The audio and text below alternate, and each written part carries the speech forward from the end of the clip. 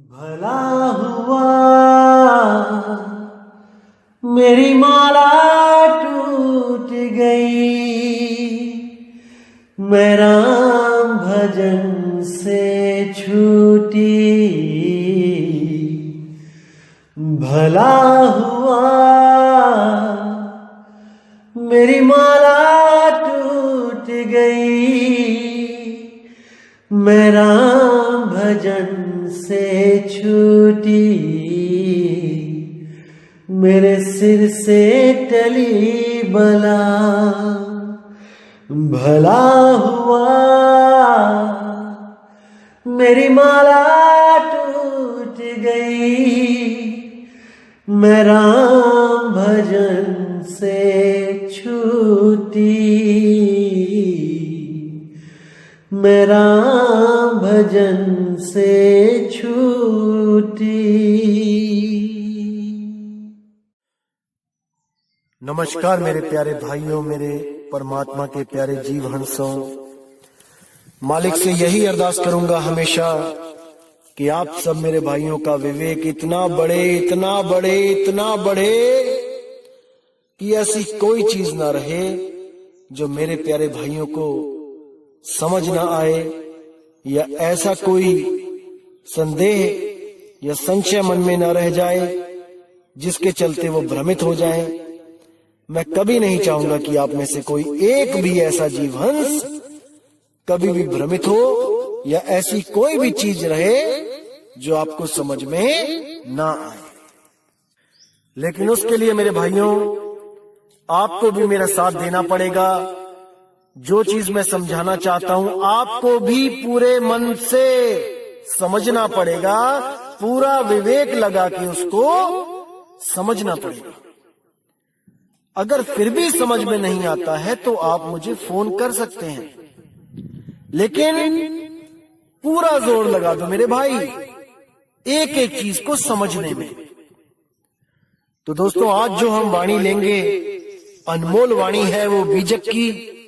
सतगुरु बंदी छोड़ कबीर साहब का जो मूल ग्रंथ है बीजक, बहुत ही प्यारी वाणी है, बहुत ही विवेकी वाणी है। अगर आपने इस वाणी को सही से समझ लिया तो 99% आप भ्रमों से बाहर हो जाओगे, बाहर निकल आओगे।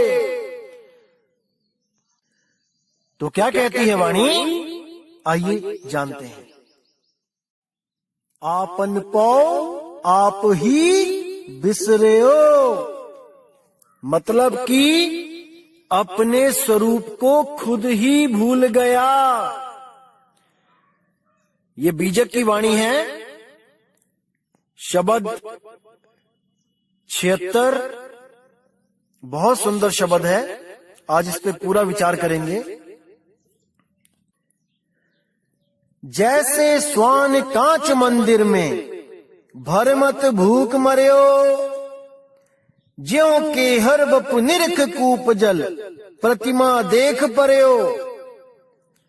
यानी कि जैसे कांच के मंदिर में अगर कोई स्वान यानी कुत्ता घुस जाए तो वो देखता है कि चारों तरफ जो कांच लगा है उसके अंदर उसकी प्रतिमा दिखाई देने लग जाती है, उसका प्रतिबिंब दिखाई देने लग जाता है, और वो वहां पर सोचता है कि मुझे अन्य कुत्तों ने घेर लिया है और ये मुझे नुकसान पहुंचाएंगे। और वो उन कुत्तों की तरफ देख के, यानी अपने ही प्रतिबिंब की तरफ देख के भौंक भौंक के अपने प्राणों को त्याग देता है। मरता मरता भी भौंकता रहता है, क्योंकि वो अपने निज स्वरूप को नहीं जानता, वो अपने निज स्वरूप को भूल चुका है, भूल चुका है। एक छोटी सी कहानी सुनाता हूं। एक बार एक राजा ने ऐसा ही एक महल बनवाया, शीश महल, जिसमें कांच ही कांच लगे थे। तो राजा को पता था कि कोई भी कुत्ता अगर शीश महल में जाता है तो भौंक भौंक के मर जाता है। तो राजा को एक खेल सूझा। उसने पूरे शहर में ढिंडोरा पिटवा दिया कि भाई जो भी अपने कुत्ते को इस शीश महल में एक रात बिता देगा, उसको मैं अपना आधा राज्य दान में दे दूंगा, इनाम में दे दूंगा। तो बड़े बड़े लोग आए, बड़े बड़े ट्रेंड कुत्ते आए, और जैसे ही उनको छोड़ा गया तो एक रात में क्या हुआ, वो भौंक भौंक के उन्होंने अपने प्राण त्याग दिए। शाम को कुत्ता डाला जाता और सुबह को उसकी लाश निकाली जाती। सब बड़े हैरान परेशान कि भाई इतने प्यारे प्यारे कुत्ते ये काल के मुंह में चले गए, लेकिन कोई भी जीवित वापस बाहर ना आ पाया। तो एक बार क्या होता है, एक बहुत ही होशियार आदमी होता है, वो भी अपने कुत्ते को लेके जाता है राजा के पास। कहता है महाराज मेरे कुत्ते को भी इस शीश महल में जाने का मौका दो। तो महाराज कहते हैं क्या तुम्हें अपने कुत्ते से प्रेम नहीं है? बहुत ही सुंदर कुत्ता होता है वो कहता है जी मुझे पूरा प्रेम है अपने कुत्ते से, आप इसको अंदर जाने का मौका तो दो। तो राजा कहता है चलो ठीक है। तो शाम को उस कुत्ते को जब शीश महल में भेजा जाता है और दरवाजे लगा लिए जाते हैं और पूरी रात बीत जाती है, जब सुबह को खोला जाता है तो देखते हैं कि कुत्ता वहीं पर बैठा हुआ है और कभी इस शीशे को देखता है, कभी उस शीशे को देखता है, कभी उस शीशे को देखता है, लेकिन भौंकता नहीं है। राजा बड़ा परेशान, ऐसा कैसे हो सकता है भाई? अरे सारे शहर के कुत्ते मर गए, लेकिन ये कैसा कुत्ता है भाई, ये क्यों नहीं भौंकता है? तब राजा मजबूरी में उसको आधा राज्य दे देता है, लेकिन उससे पूछता है मुझे ये तो बता दे कि ये भौंका क्यों नहीं? तब उस आदमी ने क्या कहा कि महाराज जी जब भी मैं अपनी दाढ़ी बनाता था तो जो शीशा मैं यूज करता था वही शीशा मैं इस कुत्ते को भी दिखा देता था बार बार। तो जैसे ही मैं यूज करता था वही शीशा उसको भी बार बार दिखाने से उसको भी समझ आ गया कि इसमें जो कुत्ता दिखाई दे रहा है वो मेरा ही प्रतिबिंब है, मेरा ही प्रतिबिंब है, मेरी ही नकल है, ये असल नहीं है। जो दिख रहा है वो नकल है, असल नहीं है। अरे जो दिखे सो माया संतों, इसीलिए साहिब ने बोला जो कुछ भी दिखता है वो दृश्य है और जो उसको देखता है वो दृष्टा है। इसीलिए कुत्ता भी समझ चुका था कि मैं दृष्टा हूं, मुझसे भिन्न कुछ नहीं है, सब भ्रम भूत है, मेरे सिवा कुछ भी सत्य नहीं है। इसलिए वो कांच के मंदिर में बैठकर भी अपने प्रतिबिंब को भली भांति जान रहा था कि वो सब मेरी ही नकल है।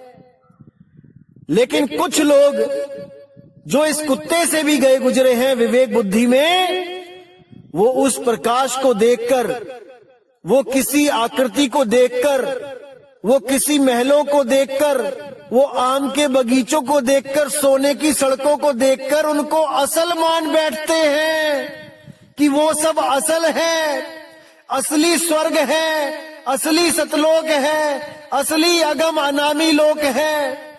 अरे मेरे भाई ये सब नकल है।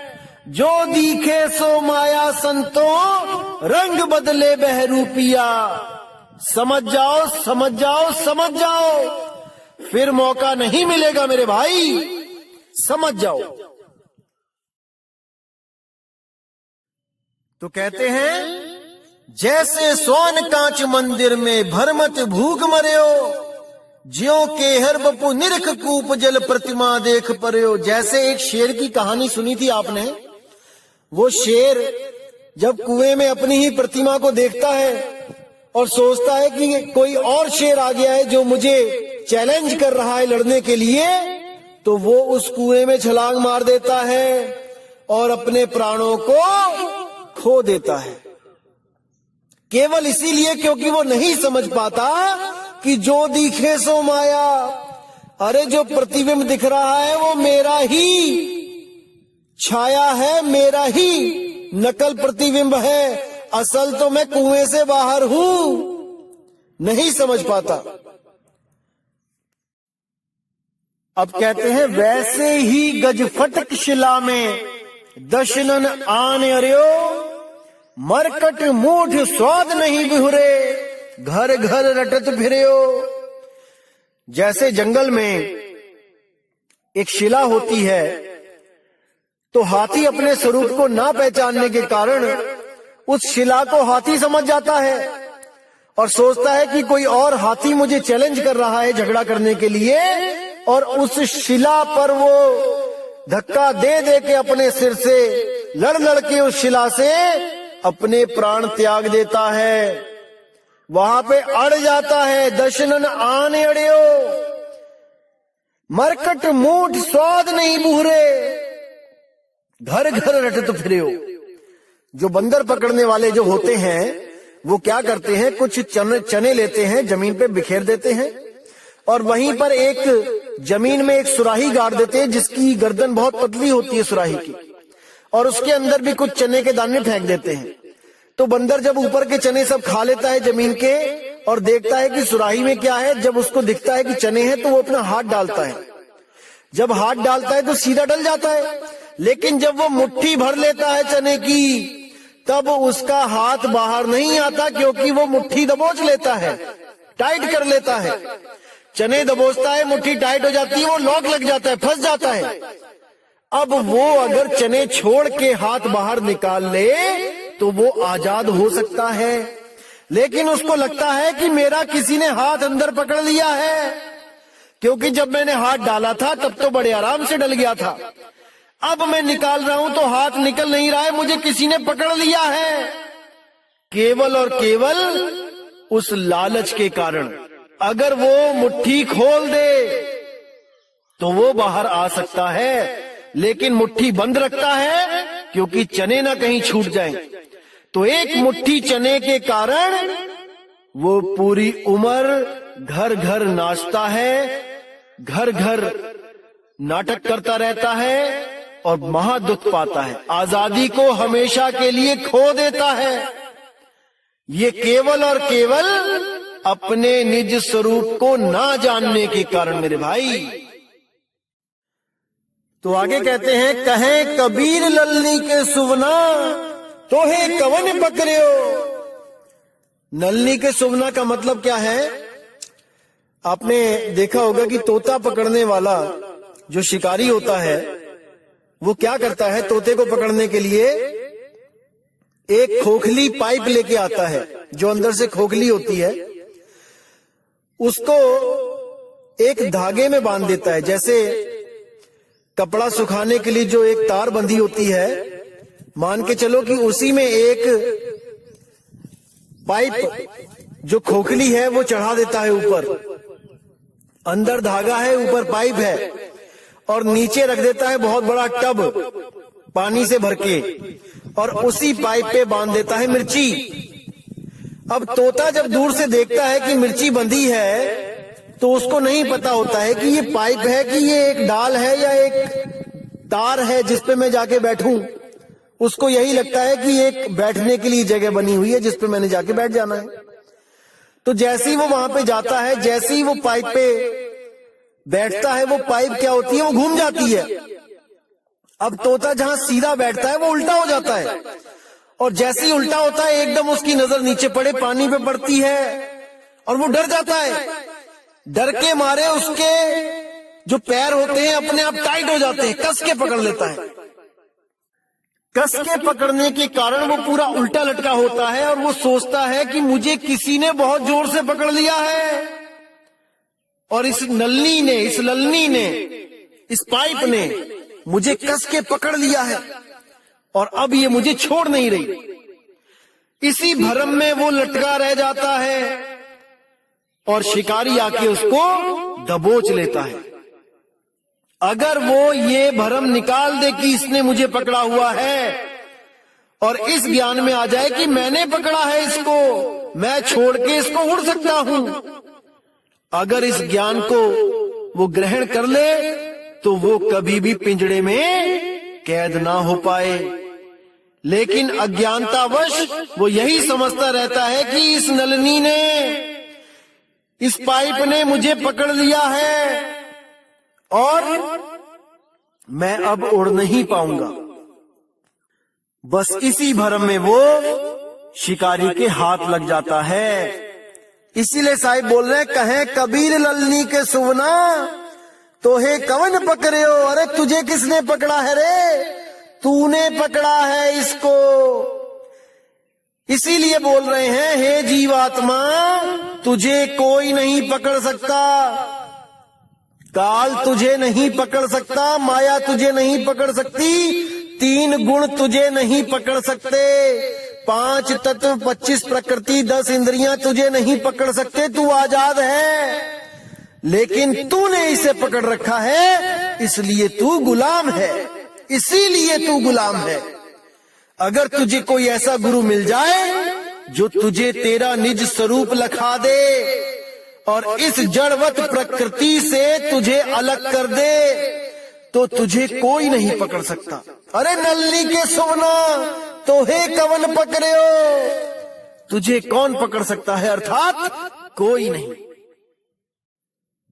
अरे ये धरती हांडी भई, ढकना भयो आकाश, 3 लोक ईंधन भया, जीव को कहा निकास। सदगुरु हांडी फोड़ के ढकना दियो उघार, और सुरत चली सतलोक को काल रहा झक मार। ये सुरत अपने निज स्वरूप उसको प्राप्त करने के लिए चली और ये काल झक मार रहा है। ये उसको नहीं पकड़ सकता, क्योंकि उस सुरत के बिना ये बेजान है, जड़ है। केवल उस सुरती की वजह से ये तन और मन चलायमान है, ये जीवित हैं। जैसे आप कार चलाते हो, कार जड़ है, आप चेतन हो, आपके द्वारा कार चलाई जाती है, आपके बिना कार नहीं चल सकती। समझो इसको, आप हो जो इसको चला रहे हो। इसी तरह तन और मन आपको नहीं पकड़ सकते, क्योंकि आपके बिना ये मुर्दा है, मुर्दा। लेकिन आपकी शक्ति से ये जीवित होके इस 3 लोक को बसा के बैठे हैं। 3 लोक में इनका राज है, आपको गुप्त कर दिया गया है, ये प्रगट है, और आप उस गुप्त रूप को, उस गुप्त नाम को, उस निज नाम को नहीं जान पा रहे।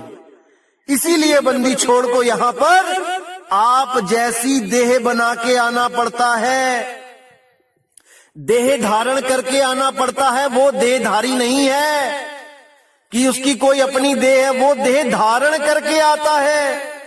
जैसे राजा किसी लड़ाई में जाए तो अस्त्र शस्त्र धारण करके जाता है।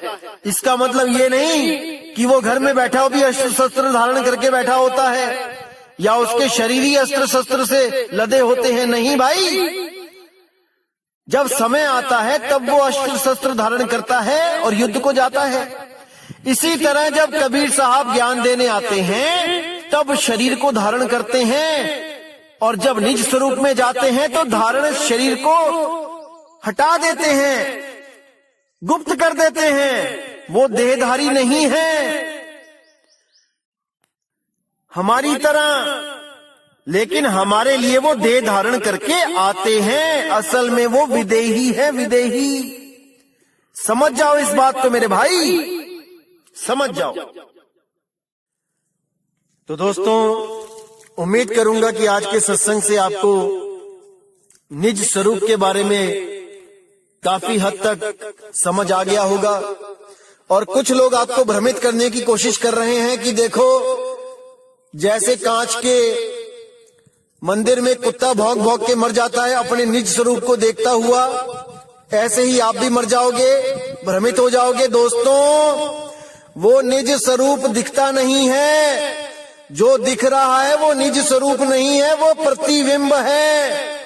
उन लोगों को इतना भी नहीं समझ में आ रहा है कि शीशे में निज स्वरूप नहीं दिखाई देता है, प्रतिबिंब दिखता है। निज स्वरूप वो होता है जो शीशे में देख रहा होता है, वो शीशे से बाहर होता है।